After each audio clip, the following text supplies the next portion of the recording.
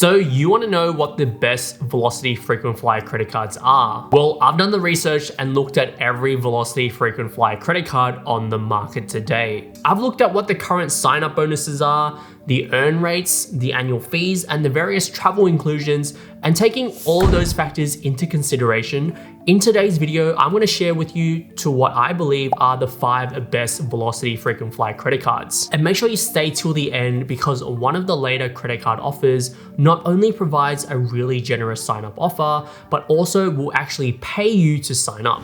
So the first card on the list today is the Citi Rewards Velocity offer. The card comes with a sign-up offer of 70,000 Velocity points after spending $5,000 in the first 3 months and comes with a pretty low annual fee of just $149. As this is a travel credit card, you also do get all of the additional complimentary travel benefits such as free travel insurance. Now with this credit card, besides the initial sign-up bonus, you won't be directly earning Velocity frequent flyer points on an ongoing basis. Instead, you'll be earning Citi Reward points, which you can then redeem for Velocity frequent flyer points if you choose. With the Citi Reward card, you're eligible to redeem your Citi Reward points to either the Velocity or KrisFlyer program at a ratio of 2:1, which essentially means that for each dollar that you're spending on this credit card, you're earning 0.5 Velocity frequent flyer points, which to be honest, isn't the best on the list today. However, given the fact that you have the added flexibility of redeeming your points to the KrisFlyer program, I think it's overall a pretty good deal. Another great benefit with Citi Reward credit cards is that you can get up to 10% off when you book with Luxury Escapes up to a value of $250. Now, Luxury Escapes is known to be more on the pricier side, so if you do prefer to travel more on a budget, then it's probably not for you. However, if you are looking for that special occasion, like you're going on a honeymoon, then definitely check it out and see what you can find. So overall, I think this is a really great credit card for both beginners and those looking to accumulate Velocity frequent flyer points. The second card on the list today is the Westpac Velocity Platinum card. As a sign-up bonus, you'll receive 70,000 Velocity points after spending $4,000 in the first 3 months. And if you're an existing Westpac customer, you'll have a reduced first-year annual fee of $99 before it reverts to $175 in the second year. But note that there is also an annual $75 Velocity Reward program fee that you have to pay on top as well, which makes this credit card a little bit more expensive than I would have liked, especially given the fact that I still consider this credit card to be within that beginner card range. However, there are some added benefits to the Westpac credit card that you can decide whether or not the higher annual fee is worth it for you. So each year you'll receive 2 complimentary Economy X seat upgrades on domestic flights, which essentially gives you some extra benefits such as extra legroom, priority boarding and check-in, and also preferred overhead storage. Value of these vouchers can be anywhere from $40 to $80 depending on where you're traveling to. So obviously, if you're traveling to a further destination, it's going to be worth more. So if, for example, if you're traveling from Melbourne to Perth versus Melbourne to Sydney. You'll also receive complimentary travel insurance and also be earning 0.5 Velocity points per dollar spent. So overall, a pretty solid credit card for both the beginners and also those who are looking to accumulate Velocity frequent flyer points. The annual fee is a little bit higher than the previous card we talked about, but it does come with some added benefits as well. So you need to weigh up for yourself which one you kind of value more. Alright, so the next card on the list is another card from Westpac, except this time it's their Velocity Black card. This card is essentially the next step up from the Velocity Platinum, and this is definitely within the mid-tier range. So this is going to mean bigger sign-up bonuses, more travel benefits, but also higher annual fees as well. So for the sign-up bonus, you'll receive a total of 120,000 Velocity frequent flyer points, where you'll receive 90,000 points in the first year after you've spent $6,000 in the first 4 months, and then another 30,000 Velocity points after you've renewed your annual fee in the second year. If you're an existing Westpac customer, your first year annual fee will be reduced to $150 before reverting to $295 in the second year. And just like before, there is also the annual $75 Velocity Reward program fee on top as well. So I just threw around a lot of different numbers, so let me simplify things for you. So you'll receive 90,000 Velocity points in the first year,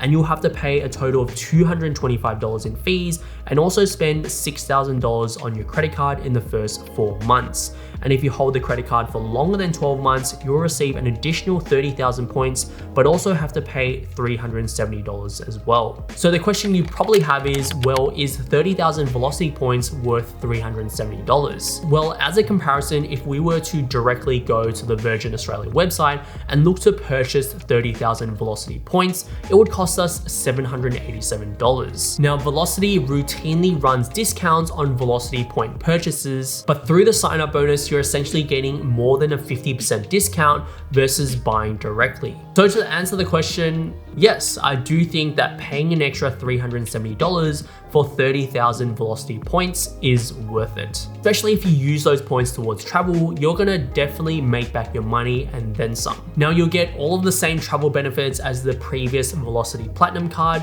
So you'll get the Economy X seat upgrades, but you also get complimentary lounge passes as well as a higher velocity earn rate of 0.75 velocity points per dollar spent. Now, if you were to ask me to choose between the Velocity Black card or the Velocity Platinum card, personally for me, I would choose the Black card, simply due to the fact that for the 120,000 Velocity frequent flyer points, I'm going to be able to redeem that for travel that is going to far exceed the annual fee that I'm going to have to pay. The next card on the list is the Virgin Australia Velocity Flyer card. So this card right here is pretty mind-blowing in terms of what it is offering, and I would pretty much run to sign up for this card after this video if I were you. So as a sign-up bonus, you'll receive 60,000 Velocity frequent flyer points. That's broken down into 30,000 points for each month that you spend over $1,500 in the first 2 months. Now you might be thinking to yourself, Raymond, 60,000 Velocity points isn't even that great,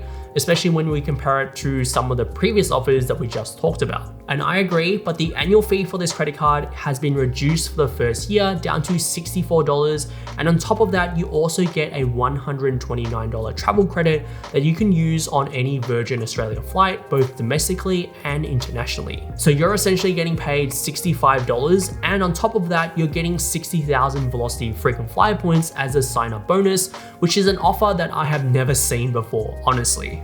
And not only that, you can also do a balance transfer when you're signing up for this credit card so that you can consolidate debts from other credit cards and pay 0% interest for over 12 months. You'll also earn 0.66 Velocity frequent flyer points per dollar spent, which is even higher than some of the earlier cards that we talked about. The only minor downside with this credit card is it doesn't come with complimentary travel insurance. So yeah, other than not having any complimentary travel insurance, this credit card is pretty amazing, and I would definitely run to sign up for this credit card right after this video if you are interested. And whilst you're at it, if you are finding the content useful so far, make sure to hit that like button and subscribe to the channel for more credit card related content in the future. The last credit card on the list is the Virgin Australia Velocity High Flyer card. This is like the previous card except with a few added benefits. So as a sign-up bonus, you can receive a total of 80,000 Velocity frequent flyer points, which is broken up into 40,000 points over the first 2 months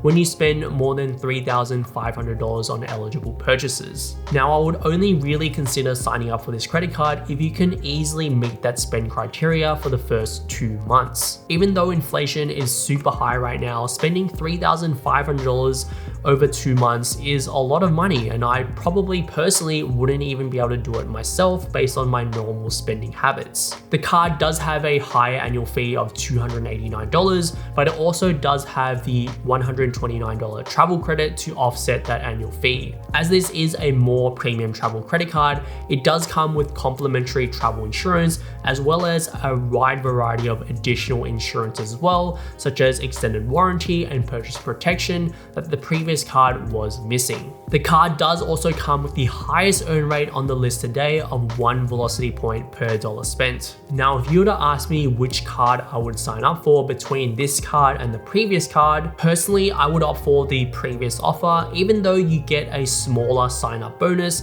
it's going to be significantly easier to meet that spend criteria of $1,500 per month versus $3,500 per month.